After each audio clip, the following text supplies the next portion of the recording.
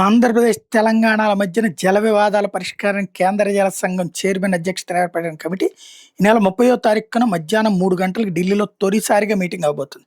ఈ మేరకు సిడబ్ల్యూసీ ప్రాజెక్టుల మదింపు విభాగం చీఫ్ ఇంజనీర్, కమిటీ సభ్య కార్యదర్శి రాకేష్ కుమార్ తాజాగా ఏపీ, తెలంగాణ జలవనరుల శాఖ ప్రత్యేక ప్రధాన కార్యదర్శులు లేఖ రాశారు.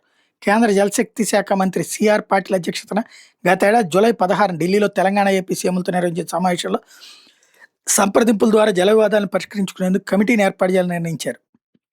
ఈ క్రమంలో తెలుగు రాష్ట్రాల మధ్య నీటి విషయంలో అపరిష్కృతంగా ఉన్న సమస్యలపై సమగ్ర అధ్యయనం, పరిష్కారాలను సూచించేందుకు కమిటీని కేంద్రం నియమించింది. 3 నెలల్లోగా నివేదిక సమర్పించాలని కమిటీకి సూచించింది.